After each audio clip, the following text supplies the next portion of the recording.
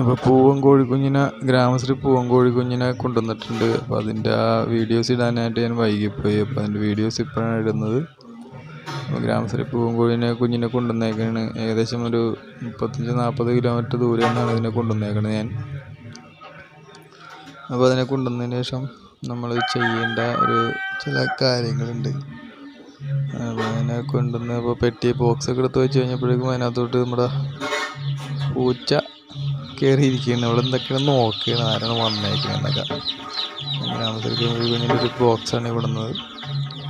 അപ്പോൾ ഇതിൽ നമ്മളിതിനെ കൊടുക്കാൻ പോകുന്ന കാര്യങ്ങളാണ് കാണിക്കാൻ പോകുന്നത്. അപ്പോൾ ആദ്യം കൊണ്ടുവന്ന് കഴിയുമ്പോൾ ഇതിനെന്താണ് നമ്മൾ ചെയ്യേണ്ടത്. ഇത്ര ലോങ് ടൈം യാത്ര ചെയ്ത് വന്നു കഴിയുമ്പോൾ ആകെ അവശതയായിരിക്കുള്ളൂ കുഞ്ഞുങ്ങൾ. അപ്പോൾ അതിന് നമ്മൾ കൊടുക്കാൻ പോകുന്നൊരു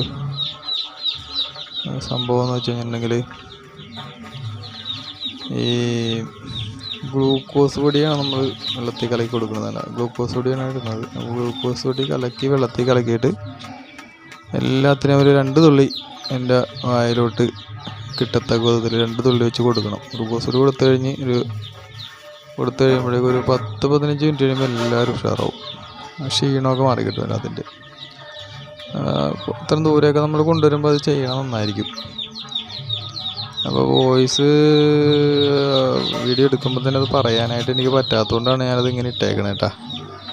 വീഡിയോ ആദ്യം ഇട്ടിട്ട് എനിക്ക് പറയാൻ പറ്റാത്തതിൽ ക്ഷമിക്കണം. വീഡിയോ ഇടാൻ പറ്റിയിട്ടില്ല. എൻ്റെ കുഞ്ഞുങ്ങളുടെ വീഡിയോ ഇടാൻ പറ്റിയിട്ടില്ല. കുഞ്ഞുങ്ങൾക്ക് ഒരുമാതിരി വലുതായിട്ടുണ്ട്. അപ്പോൾ അതിൻ്റെ അടുത്ത വീഡിയോ ഒക്കെ ഞാൻ ഇടുന്നതായിരിക്കും.